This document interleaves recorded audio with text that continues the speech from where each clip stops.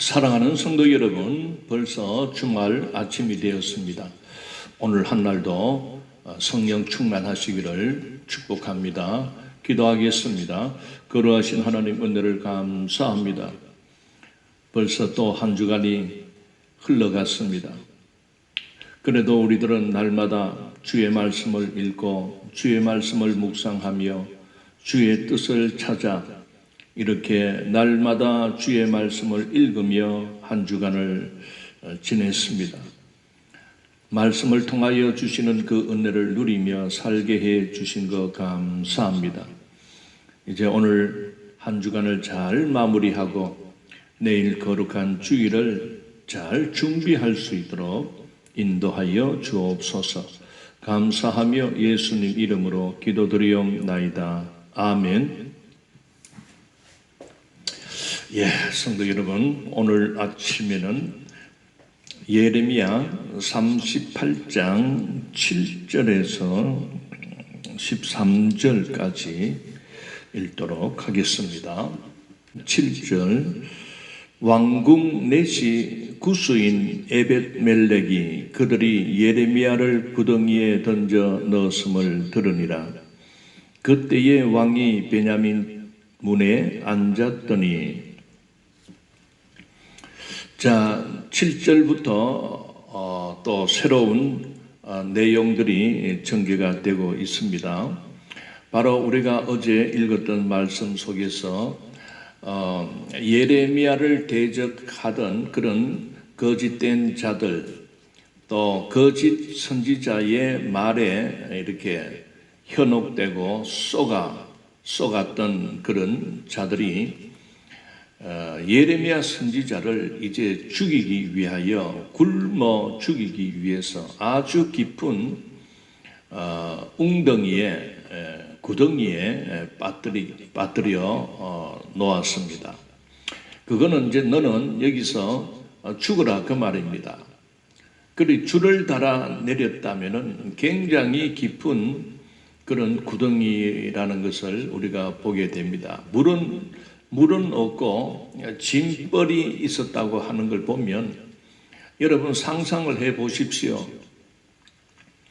그 깊은 우물 구덩이에 빠져서 그 바닥이 그 진흙벌 아닙니까? 상상만 해도 막 아찔합니다.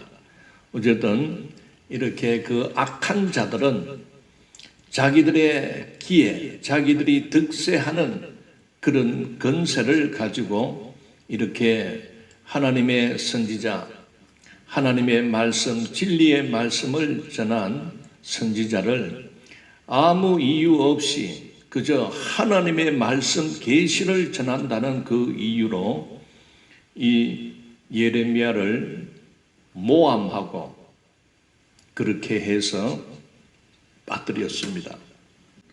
왕궁 넷이 구스인 에벳멜렉이라는 사람이 있습니다. 이 에벳멜렉이라는 뜻은 왕의 종이다, 그런 뜻을 갖고 있는데, 이 사람은 왕궁에 있는 넷입니다. 넷이가 뭐 하는 사람인지 아시지요? 전에 설명했습니다. 그런데 이 사람은 그 유대인이 아니고 구스인이라고 했습니다. 이 구스인. 그러니까 오늘날로 말하면은 저 아프리카 이집트 남부 쪽에 위치한 에디오피아라는 그 사람입니다. 그래, 특히 예레미야에서는 이 구스 쪽에 살던 자들이 이 유대 사회 안에서 정착하며 이렇게 고위직, 왕궁에서 근무하는 그런 고관의 자리에 앉았다 하는 그런 사람도 예레미야 36장 14절에 보면 여훗이라는 사람이 나타나고 있죠. 오늘 본문에도 그 구스인 에벳멜렉이 라는 사람을 소개하고 있습니다. 그런 걸 보면 이 성경에서 지금 그 유대 사회는 다문화 사회였다는 것을 보게 됩니다. 이미 그 유대인들은 그 조상 아브라함 그리고 야곱의 12아들로 형성되었지 않습니까? 그런데 솔로몬 왕 때 들어가서 이 솔로몬이 참 지혜도 많고 여러 가지 잘했는데 초반에는 잘했는데 이 뭐 좀 나라가 부강해지고 뭐 힘도 있고 하다 보니까 또 하나님이 복을 줘서 태평성대가 펼쳐지니까 이 정략적으로 이웃 주변 국가들과 이 결혼 동맹 관계를 맺기 시작했습니다. 그러다 보니까 어떻게 보면 유대 순수 혈통으로 내려오는 그 민족이 이 솔로몬 때에 이렇게 이방 다른 나라들의 그 정략적 결혼 동맹을 맺으니까 공주들을 막 시집 보내는 겁니다. 그리고 이 솔로몬 왕의 그래서 부인이 많습니다. 이 부인들이 시집을 올 때 그냥 오는 게 아니고 자기들이 믿는 신을 다 끌고 들어옵니다. 거의 뭐 그러는 바람에 고만 그 유대 사회가 우상천지가 돼버린 겁니다. 그래서 결국은 그 이방 민족과 결혼 동맹을 맺으면서 그들이 각각 믿고 있는 이런 우상들이 유대 사회로 들어오면서 이것이 고만 여호와 신앙만을 그 유일신 하나님만을 섬기는 이 민족에게 서서히 물이 들어 고만 이 지금 그 유대 말기 지금 이 시드기야 이때까지 얼마나 그들은 하나님을 버리고 오히려 그 사신 우상을 섬기게 되는 바람에 하나님이 진노하셔서 그렇게 심판을 작정하고 선지자들을 보내어서 회개해라, 돌아오라, 하나님께로 돌아오라, 사신 우상을 버리고 그리고 하나님의 말씀에 순종하며 하나님의 말씀을 들으면 너희가 살 것이고 끝까지 고집 부리고 듣지 아니하면 하나님께서 바벨론을 일으켜서 너희들을 치게 하겠다. 그런 와중에 지금 이렇게 유대 사회가 하나님의 진노를 받는 지경까지 되었다는 것은 여러분 바로 이방인들이 들어와서 사는 것을 그냥 이렇게 개방을 하고 거기에 대한 어떤 문제가 일어나는 것을 개의치 않았던 그런 사실입니다. 사랑하는 성도 여러분, 물론 지금 오늘 나타나는 이 구스인 에벳멜렉은 하나님의 사람이고 또 예레미야를 어떻게 하면 구해낼까 살려낼까를 고민했던 아주 그 왕궁 안에 있는 내시들 중에 특별한 사람입니다. 그러나 오늘 우리가 좀 이렇게 이 이방 이주 노동자들을 이렇게 받고 또 이렇게 하는 이유는 우리나라의 이 노동력이 자꾸 이렇게 험한 일, 힘든 일을 안 하려 하다 보니까 그 값싼 노동력을 이렇게 데리고 오다 보니 지금 우리나라에 그 이주 노동자나 또 결혼으로 이렇게 이주한 외국인들이 상당히 많아졌습니다. 물론 그 이주민들을 무시하거나 그러면은 절대 안 됩니다. 정말 그들이 이 남의 땅에 와서 이렇게 고생하고 하는 것을 우리가 알고 그들을 도와주고 또 그들의 필요를 어쨌든 이렇게 보살펴 주는 게 우리 사회가 해야 할 일입니다. 그러나 조심할 게 있습니다. 그 우리나라로 들어오는 이 외국 이주민들이 각자 그들이 갖고 있는, 믿고 있는 미신들이 있습니다. 그걸 그대로 가지고 들어옵니다. 그래서 우리가 이거를 방치하고 놔두면 그만 우리 사회가 물들어갑니다. 이 유다 사회가 이렇게 이방신 우상에 물들어서 하나님의 진노를 받게 되는 그 지경까지 왔듯이 우리들도 오늘 이 시대 교회된 오늘 우리들은 특히 이런 우상을 들여오는 이런 부분들에 대해서는 우리가 싸울 때는 싸워야 됩니다. 지금 저 서유럽 쪽에 프랑스나 저 영국이나 뭐 독일 이런 사회가요. 그들은 우리보다 한 5, 60년 전부터 특히 이슬람권에 있는 이런 이주 노동자들을 많이 받아들였습니다. 그러다 보니 이 사람들은 그 이슬람을 믿는 사람들은 부인을 4명까지 이렇게 합법적으로 둘 수가 있습니다. 그리고 이 사람들은 부인을 4명까지 형편이 되면 4명까지 둘 수 있기 때문에 결혼을 하려고 막 그럽니다. 왜 그러겠습니까? 자기 자식들을 많이 이렇게 생산을 하게 해서 그리고 그 이슬람을 추종하는 그런 세력이 불어나게 된 겁니다. 그러다 보니 지금 그 영국이나 프랑스는 이런 이슬람권의 사람들이 자리를 잡고 자식들을 많이 놓다 보니 국민의 그 10분의 한 2, 3%가 돼버린 겁니다.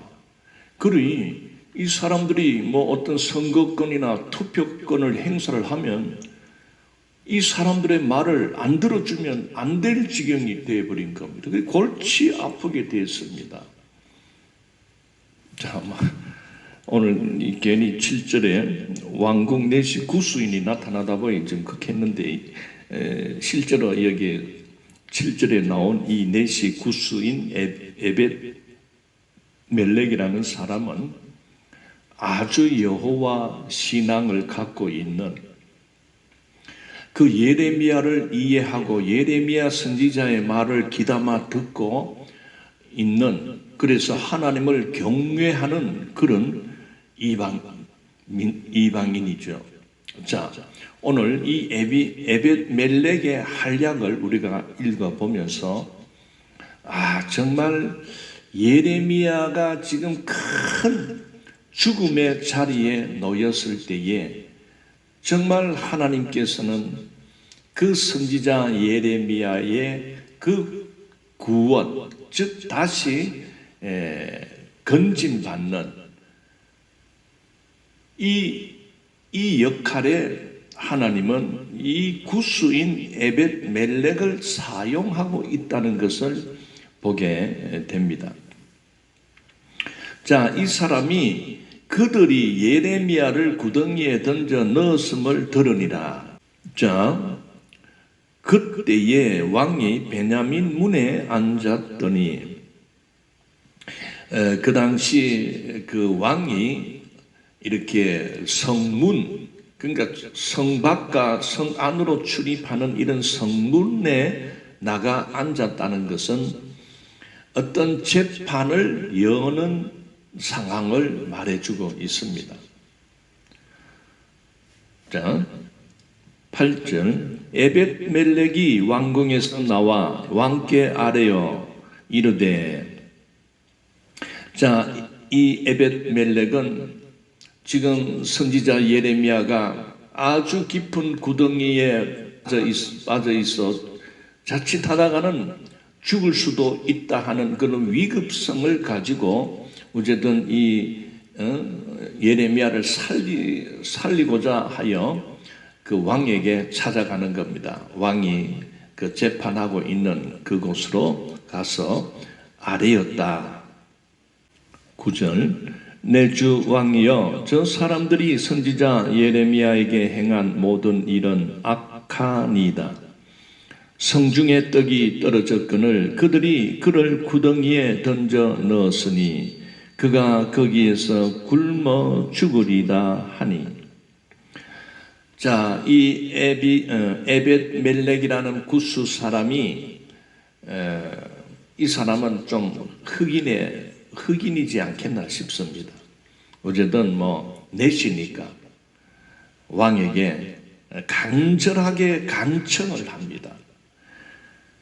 왕이시여, 저 사람들도 누굽니까? 바로 예레미야를 죽게 하기 위해서 구덩이에 빠뜨렸던 그 고관들, 즉 거짓 선지자에 선동되어서 거짓말을 일삼고 그래서 참말을 하는, 참된 진리의 말을 하는 사람들을 모함하고 그들을 어쨌든 거짓말로 선동하며 해서 죽이려고 하는 그런 자들이 선지자 예레미야에게 행한 모든 일은 악하니이다. 그런 행동은 악하다고 평가하고 있습니다. 이 말은 바로 이 에벳 멜렉이 그 왕에게 그러한 일을 알면서도 왜 왕은 그거를 막지 않고 모른 척하고 왜 그렇게 막아주지 못합니까? 어떤 직설적으로 말은 안 하지만은 왕이 들으라고 하는 이야기입니다. 성중에 떡이 떨어졌거늘 그들이 그를 구덩이에 던져 넣었으니 그가 거기에서 굶어 죽으리다. 이제 성중에 먹을 것이 점점 떨어지고 있습니다. 그런데 구덩이에 빠져놓고 아무것도 주지 않으면 그는 거기에서 굶어 죽을 수밖에 없습니다. 이런 상황입니다. 왕께서 용기를 내어서 물론 고관들이 반대하고 고관들의 눈치를 너무 보지 마십시오. 이때는 왕이 나서서 허락을 해 주십시오. 건져 올리라고 말씀해 주시면 내가 하겠습니다. 그런 의미입니다. 자, 10절. 왕이 구스 사람 에벳 멜렉에게 명령하여 이르되 너는 여기서 30명을 데리고 가서 선지자 예레미야가 죽기 전에 그를 구덩이에 있는 예레미야에게 밧줄로 내리며. 자, 드디어 이 시드기야 왕이 그 에벳 멜렉의 간청을 들어줍니다. 30명을 데리고 가라. 이 30명은 이 호위병들, 즉 군사들입니다. 그 호위병을 30명을 붙여줍니다. 한 사람 들어 올리는데 이렇게 많은 사람을 보냈겠는가 싶을 정도로 이렇게 많은 그 병사를 붙여주었습니다. 이렇게 한 걸 보면 만약에 또 이렇게 반대하는 자들이 또 들고 일어나고 하면은 어쨌든 물리력으로 그런 사람들을 이렇게 힘으로 밀어붙여 예레미야를 건지는데 이렇게 다른 어떤 방해물들을 제거하기 위해서 붙여주었다고 보면 되겠습니다. 자, 선지자 예레미야가 죽기 전에 그를 구덩이에 있는 예레미야에게 밧줄로 내리며 했습니다. 자, 11절. 에벳 멜렉이 사람들을 데리고 왕궁 곡간 및 방에 들어가서 거기에서 헝겊과 낡은 옷을 가져다가 그것을 구덩이에 있는 예레미야에게 밧줄로 내리며. 자, 여기 보면 왕궁 안에 그 왕궁에 있는 곡간 및 방에, 이 말은 다른 말로 창고 아래에 그 말입니다. 왕궁에 있는 창고 아래에 가면 무엇이 있습니까? 헝겊과 낡은 옷이 있는데 한마디로 낡은 천조각을 가져다가 그것을 구덩이에 있는 예레미야에게 밧줄로 내렸다는 겁니다. 왜 이렇게 했겠습니까? 이 에벳멜렉은 참 보면은 이 사려가 깊고 그 웅덩이 속에 벌써 뭐 며칠이 됐는지는 모르겠지만은 어쨌든 지금 예레미야의 상황은 굶었기 때문에 아무것도 먹지 못하고 그 깊은 웅덩이에 갇혀 있다 보니 완전히 뭐 죽기 직전의 상황, 힘도 없고 기력이 아주 세잔된 상태에서 아무리 밧줄을 줘도 내려보내도 밧줄을 붙들 수 있는 힘이 있겠나. 그래서 낡은 천조각을 그 밧줄에 매여서 내려보냅니다. 자, 12절에 나옵니다. 구스인 에벳멜렉이 예레미야에게 이르되 당신은 이 헝겊과 낡은 옷을 당신의 겨드랑이에 대고 줄을 그 아래에 대시오.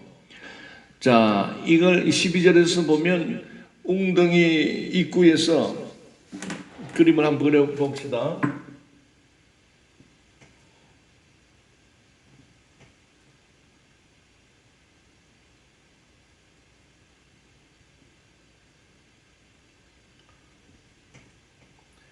자, 여기에서 이제 말을 합니다. 이 밑에 예레미야가 있으니까. 그래서 밧줄을 쭉 내려줍니다. 내리면서 이 헝겊을 매달아 가지고 내려주지요. 그러면서 위에서 소리칩니다. 응? 이 헝겊을 가지고 그 당신의 겨드랑이에 대고 줄을 그 아래에 대세요. 그 양 겨드랑이에 헝겊으로 대어서 밧줄로 그렇게 뭐 짜매라는 그 말 아닙니까? 그래서 이렇게 해서 이렇게 당겨 올리면은 이제 딸려 올라오는 거죠. 자, 예레미야가 그대로 하매 시키는 대로 힘은 없지만은 그래도 이게 구원의 줄 아닙니까? 응? 구원의 줄. 예레미야 입장에서는 다시 밖으로 나가야 그나마 살 길이 있는데 이 안에 있다가는 아무도 이 줄 내려주지 않으면 자기는 아무리 살고 싶어도 그 안에서 죽을 수밖에 없는 상황이 된 겁니다. 그러니 예레미야 입장에서는 얼마나 그 넷이 구스 사람 에벳멜렉이 이 예레미야에게는 완전 구원자가 된 겁니다. 자, 13절. 그들이 줄로 예레미야를 구덩이에서 끌어낸지라. 여기서 끌어낸지라는 바로 올라오게 했다.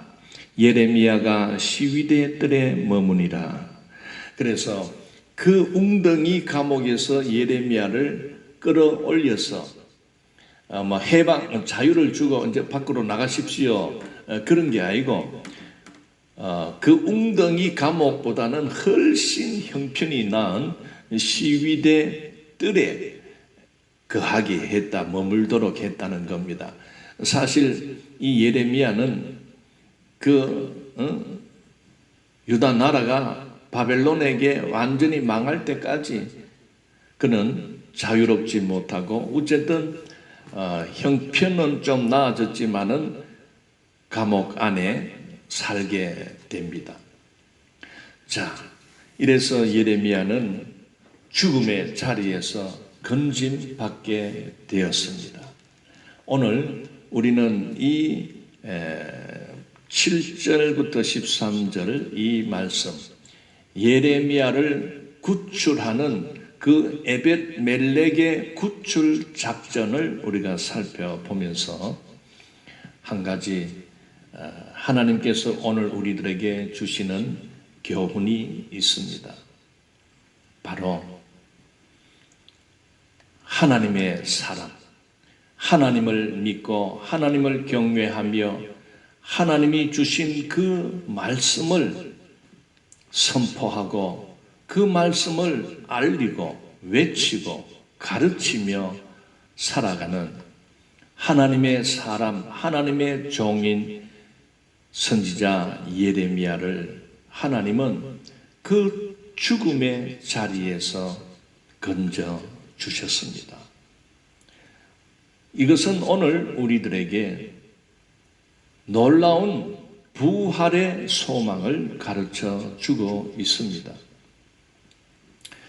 사랑하는 성도 여러분, 구약 성경 속에서 정말 그 믿음으로 살았던 여호와 신앙을 갖고 살았던 그 믿음의 사람 중에 특히 다윗이라는 인물이 있습니다. 이 사람은 참 목동의 삶을 살다가 그 유다 제2대 왕으로 하나님께서 왕위에 올려주신 자입니다.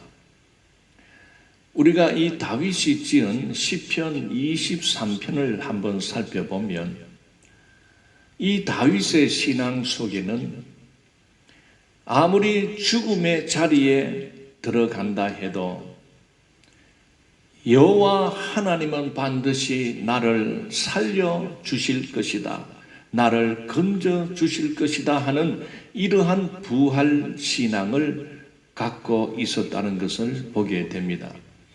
시편 23편을 한번 읽겠습니다. 자, 시편 23편. 여호와는 나의 목자시니 내게 부족함이 없으리로다. 그가 나를 푸른 풀밭에 누이시며 쉴만한 물가로 인도하시는도다. 내 영혼을 소생시키시고 자기 이름을 위하여 의의 길로 인도하시는도다. 내가 사망의 음침한 골짜기로 다닐지라도 해를 두려워하지 않을 것은 주께서 나와 함께 하심이라. 주의 지팡이와 막대기가 나를 안위하시나이다. 여기서 보면 내가 사망의 음침한 골짜기로 다닐지라도 해를 두려워하지 않을 것은 주께서 나와 함께 하심이라. 바로 오늘 우리는 웅덩이에 빠져 먹을 것도 없이 꼼짝없이 굶어 죽을 수밖에 없는 그런 죽음의 자리에 빠져 있는 예레미야를 우리가 한번 생각해 보겠습니다. 물론 예레미야가 그 안에서 어떤 생각을 했다는 기록은 없지만은 우리는 충분히 그 여호와 신앙을 절대적으로 갖고 있던 이 예레미야는 비록 자기의 육신, 자기의 몸이 깊은 웅덩이 속에 갇혀 있었지만은 그는 여호와 하나님을 기억하며 그는 하나님 앞에 기도했을 것입니다.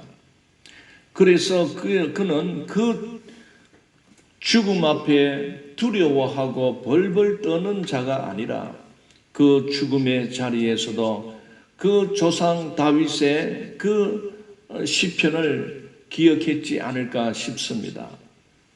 특히 내가 사망의 음침한 골짜기를 다닐지라도 해를 두려워하지 않는 것은 주께서 나와 함께 하십니다.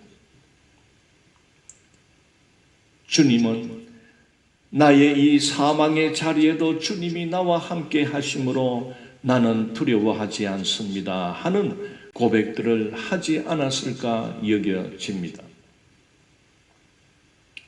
우리가 이와 같이 죽음을 두려워하지 않으며 죽음의 자리인 감옥 속에서 찬송했던 한 사람을 소개하겠습니다. 그는 바로 바울입니다. 사도 바울. 이 사도 바울이라는 자가 그 신라와 함께 빌립보라는 곳에 전도하러 갔다가 고발을 당하여 그 빌립보 감옥에 갇히게 되는 일이 있습니다. 자, 사도행전 16장 19절부터 읽어보겠습니다. 여종의 주인들은 자기 수익의 소망이 끊어진 것을 보고 바울과 실라를 붙잡아 장터로 관리들에게 끌어갔다가 상관들 앞에 데리고 가서 말하되, 이 사람들이 유대인인데 우리 성을 심히 요란하게 하여 로마 사람인 우리가 받지도 못하고 행하지도 못할 풍속을 전한다 하거늘 우리가 일제히 일어나 고발하니 상관들이 옷을 찢어 벗기고 매로 치라 하여 많이 친 후에 옥에 가두고 간수에게 명하여 든든히 지키라 하니 그가 이러한 명령을 받아 그들을 깊은 옥에 가두고 그 발을 착고에 든든히 채웠더니 한밤중에 바울과 실라가 기도하고 하나님을 찬송하며 제수들이 듣더라. 자, 감옥 속에 들어가도 이렇게 하나님을 찬양하고 하나님께 기도하며 정말 그 불안하고 두려워서 벌벌 떨거나 어떤 그런 모습이 아니라 초지일관 죽음의 자리에 앉아서도 찬송할 수 있는 이 믿음의 사람 사도 바울을 우리가 오늘 보게 됩니다. 여러분, 오늘 우리가 만약에 우리 앞에 어떤 죽을 수밖에 없는 이런 상황, 이런 환난, 이런 고난과 시험이 온다 해도 우리는 이 성경의 믿음의 사람들이 행한 그 모습들을 보면서 용기를 내십시오. 아무리 세상이 우리를 우겨쌈으로 그렇게 달려들어도 예수님은 담대하라, 내가 세상을 이기었노라, 그렇게 말씀해 주셨습니다. 이렇게 감옥 속에 들어갔던 바울과 실라가 그렇게 기도하고 하나님을 찬송하고 하니까 갑자기 어떤 일이 일어났습니까? 26절, 이에 갑자기 큰 지진이 나서 옥토가 움직이고 문이 곧 다 열리며 모든 사람의 매인 것이 다 벗겨진지라. 놀라운 기적이 일어났습니다. 그 감옥이 흔들거릴 때에 감옥 문이 열려져 버릴 겁니다. 그리고 착고, 손에도 발에도 차여있던 이 착고들이 이게 풀어지게 된 것입니다. 하나님께서 도와주신 겁니다. 하나님이 역사를 하신 겁니다. 천사를 보내어서 그렇게 역사하셨던 것입니다. 이처럼 성도 여러분, 우리가 주님을 위하여, 복음을 위하여, 교회를 위하여 살다가 어떤 일을 당한다 해도 결코 우리는 두려워할 것은 없습니다. 우리 주님이 우리와 함께 하십니다. 내가 산을 오르면 우리 주님도 함께 산을 오르고, 내가 강을 건너면 우리 주님도 나와 함께 강을 건너십니다. 내가 진창에 빠져 감옥 구덩이에 빠져 있다 해도 예레미야가 혼자 그 안에 있었던 것이 아니라 하나님이 함께, 하나님의 영이 함께 하셨다는 것을 우리는 깨닫습니다. 그래서 예레미야에게 하나님은 궁중에 있는 내시 에벳멜렉을 보내셨던 겁니다. 오늘 우리는 이 말씀을 통해서 마지막으로 우리는 예수님이 우리에게 주신 부활의 소망을 가져야 합니다. 예수님은 오늘 이 시대 교회에 부활의 첫 열매가 되어 주셨습니다. 예수님은 십자가에서 못 박혀 피 흘려 죽으셨습니다. 십자가의 고난을 당하셨습니다. 십자가의 환난을 겪으셨습니다. 결국 예수님은 무덤에 들어가 그냥 그걸로 끝이 난 것이 아닙니다. 하나님은 3일 만에 그 무덤 속에 있는 예수 그리스도를 다시 일으켜 살리셨습니다. 하나님은 얼마든지 죽은 자를 살리시고 없는 것도 있게 하신다는 그 신앙이 바로 그 믿음의 선조들이 가졌던 부활 신앙입니다. 오늘 우리는 예수님을 믿고 살아가며 우리는 구원을 받은 백성이 되었습니다. 구원받은 백성은 아무리 우리가 어려운 시험을 당하고 환난을 당하고 우리가 만약에 예레미야와 같이 죽을 수밖에 없는 그 구덩이에 깊이 빠졌다 해도 우리 주님은 우리와 함께 하십니다. 그래서 부활하신 예수님은 제자들에게 벌벌 떨고 있는 제자들에게 찾아오셔서 성령을 받으라. 성령을 받으라. 성령을 받으면 너희가 권능을 받게 된다. 그래서 그 제자들은 오순절날 성령 받기를 구할 때에 그들에게 성령이 임했다고 했습니다. 성령 받은 그들은 담대하게 예수 그리스도의 부활을 증거했습니다. 그 오순절날에 성령 받은 베드로가 그 오순절기를 지키고 나온 유다 백성들을 향하여 설교를 했습니다. 그 설교 속에 보면은 핵심은 바로 무슨 말입니까? 너희가 십자가에 못 박은 그 예수 그리스도를 하나님이 주와 그리스도가 되게 하셨느니라. 너희가 십자가에 못 박아 죽여버린 그 예수를 하나님이 다시 살려내셨느니라. 사도행전 3장 15절에 생명의 주를 죽였도다. 그러나 하나님이 죽은 자 가운데서 그를 살리셨으니 우리가 이 일의 증인이라. 베드로는 예수 부활을 증거하면서 그 유대 사회를 향하여 너희가 회개하고 돌이켜 너희 죄 없이 함을 받으라. 이같이 하면 새롭게 되는 날이 주 앞에로부터 이를 것이요 또 주께서 너희를 위하여 예정하신 그리스도 곧 예수를 보내시리라. 사랑하는 성도 여러분, 이 부활신앙을 붙들고 살아갑시다. 우리에게 부활이 없으면 오늘 우리의 신앙이 가장 바보스러운 짓이라고 말씀은 하고 있습니다.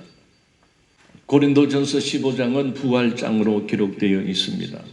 12절부터 한번 읽어보겠습니다. 그리스도께서 죽은 자 가운데서 다시 살아나셨다 전파되었거늘 너희 중에서 어떤 이들은 어찌하여 죽은 자 가운데서 부활이 없다 하느냐. 만일 죽은 자의 부활이 없으면 그리스도도 다시 살아나지 못하셨으리라. 그리스도께서 만일 다시 살아나지 못하셨으면 우리가 전파하는 것도 헛것이요 너희 믿음도 헛것이며 또 우리가 하나님의 거짓 증인으로 발견되리니 우리가 하나님이 그리스도를 다시 살리셨다고 증언하였습니다. 만일 죽은 자가 다시 살아나는 일이 없으면 하나님이 그리스도를 다시 살리지 아니하셨느니라. 만일 죽은 자가 다시 살아나는 일이 없으면 그리스도도 다시 살아나신 일이 없었을 터이요 그리스도께서 다시 살아나신 일이 없으면 너희의 믿음도 헛되고 너희가 여전히 죄 가운데 있을 것이요 또한 그리스도 안에서 잠자는 자도 망하였으리니 만일 그리스도 안에서 우리가 바라는 것이 다만 이 세상의 삶뿐이면 모든 사람 가운데 우리가 더욱 불쌍한 자이리라. 20절 그러나 이제 그리스도께서 죽은 자 가운데서 다시 살아나사 잠자는 자들의 첫 열매가 되셨도다. 예수님의 죽음은 바로 오늘 우리들에게 누구든지 그 예수 그리스도를 믿고 살아가는 자들에게 너희들도 반드시 죽음에서 다시 살아날 것을 보여주는 첫 열매가 되신 것입니다. 여러분,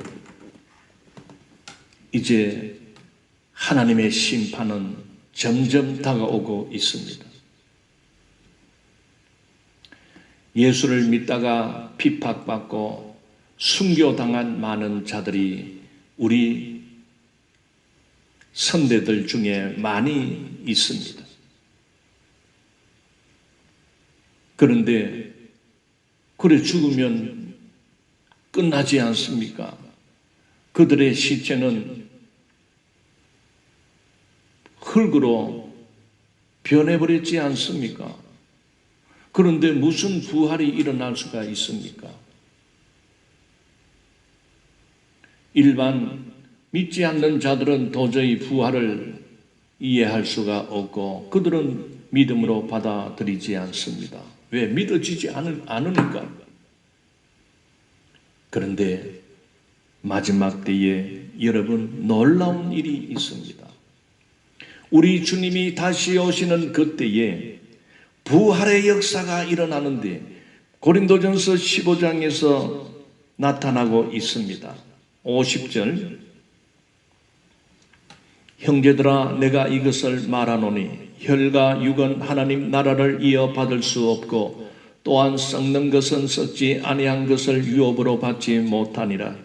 보라 내가 너희에게 비밀을 말하노니 우리가 다 잠잘 것이 아니요 마지막 나팔의 순식간에 홀연히 다 변화되리니 나팔 소리가 나매 죽은 자들이 썩지 아니할 것으로 다시 살아나고 우리도 변화되리라. 이 썩을 것이 반드시 썩지 아니할 것을 입겠고 이 죽을 것이 죽지 아니함을 입으리로다. 이 썩을 것이 썩지 아니함을 입고 이 죽을 것이 죽지 아니함을 입을 때에는 사망을 삼키고 이기리라고 기록된 말씀이 이루어지리라. 사랑하는 성도 여러분, 우리는 다시 오실 주님을 기다립니다. 왜 기다립니까? 그 주님이 오실 때에 그 예수님을 믿고 살다가 먼저 앞서 죽은 우리들의 선조들의 그 신앙인들이 무덤에서 다시 일어난다는 말입니다. 그들이 다시 무덤에서 일어날 때에는 죽은 자들이 썩지 아니할 것으로 다시 살아나고 그리고 주님이 오실 때 살아있는 자들에게는 그 즉시 우리의 이 몸이 썩을 몸이 썩지 아니할 신령한 몸으로 변화된다고 했습니다. 그래서 어쨌든 연세가 드신 분들도 아이고 내가 주님 올 때까지 살겠나 그래도 걱정하지 마십시오. 주님 오기 전에 수명이 다하여 죽는다 해도 걱정 없습니다. 여러분, 우리가 매일 잠을 자고 일어나는 것을 한번 생각해 보십시오. 성경에서는 죽었다 이 말을 잠잔다 하는 말로 나타내고 있습니다. 우리는 죽는다 해서 두려울 것이 아니라 우리는 잠에 빠져들었다, 잠잔다라고 여기십시오. 그러면 내일 아침 밝은 태양이 떠오르며 우리도 자리에서 일어나지 않습니까? 그래서 우리 성도들은 하루에 그 저녁 밤에 잠을 자는 것은 바로 우리가 죽음을 뜻하고 그 다음날 아침에 침대에서 일어난다는 것은 바로 부활을 나타냅니다. 그래서 주님이 오실 때까지 두 눈 뜨고 살아 있으면 그 즉시 우리의 이 썩어질 수밖에 없는 이 육신도 다시는 죽지 않는 몸으로 변화될 것이며 그러나 주님이 올 때까지 못 참고 그냥 먼저 죽었다 해도 잠자는 것입니다. 주님이 오실 때까지 푹 주무시다 보면 주님 오실 때 다시 일으켜낼 때는 새 몸을 가지고 일어나리라. 다시는 죽지도 않고 썩지도 않고 아프지도 않는 하나님이 주신 신령한 몸으로 다시 변화되어 하나님은 일으키신다고 말씀하고 있음을 여러분들이 믿으시기를 바랍니다. 이게 우리 기독 신앙인의 신앙입니다. 만약에 우리에게 부활이 없다면 우리가 왜 이렇게 참 먹을 것 안 먹고 참을 것 참아가면서 세상 향락을 우리가 절제하며 금지하며 오직 주의 말씀을 위하여 복음을 위하여 이렇게 살아가겠습니까? 부활이 없는데 이렇게 살아간다면 가장 불쌍한 자가 우리 성도들입니다. 성경이 말하지 않습니까? 그러나 예수 그리스도도 십자가에서 죽으시고 그 길로 쭉 그냥 죽으셨더라. 아직도 부활한 적이 없다더라. 그렇다면 우리가 믿는 그 주님을 따라가는 오늘 우리들은 이 세상에서 가장 불쌍하고 어리석은 자일 수밖에 없습니다. 그렇지 않습니다. 예수 그리스도는 십자가에서 우리를 대신하여 희생의 죽음을 죽으셨지만은 그는 3일 만에 하나님께서 그를 다시 살리셨음을 믿으십시오. 그 예수님은 부활하신 후에 그 제자들에게 나타나 보이셨습니다. 그리고 500여 성도들 앞에 나타나 보이셨습니다. 수많은 자들에게 부활하신 그 주님의 모습을 보이셨습니다. 오늘 우리들은 그 현장에서 직접 보지는 않았지만은 우리는 말씀을 믿음으로 믿을 때에 하나님께서는 우리에게 믿음을 주셔서 부활하신 예수님이 다시 오실 것이다 하는 것을 믿을 수 있도록 우리 마음 안에 성령 하나님을 보내주셨습니다.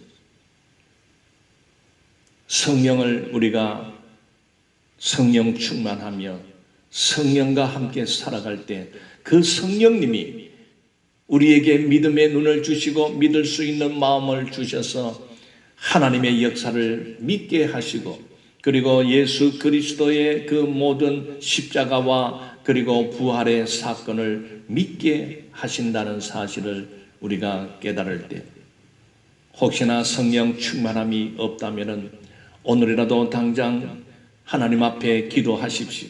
하나님 나에게 성령을 보내주십시오. 나도 성령 충만하기를 원합니다. 성령과 함께 살아가기를 원합니다. 구하는 자에게 하나님은 부어주시는 것입니다. 자, 기도하겠습니다. 거룩하신 하나님 은혜를 감사합니다. 오늘도 이렇게 토요일을 맞이하여 이번 한 주간에도 건강하게 또 바이러스로부터 안전하게 지켜주심에 감사합니다. 내일 거룩한 주일 모두 주의 전에 모여 우리를 구원으로 인도하신 하나님 앞에 영광과 찬송을 올려드리며 이 마지막 때를 어떻게 살아야 하는가에 대하여 하나님의 음성에 귀를 기울이며 은혜 받는 놀라운 시간 되게 하여 주옵소서. 감사를 드리옵고 예수님 이름으로 기도드리옵나이다. 아멘.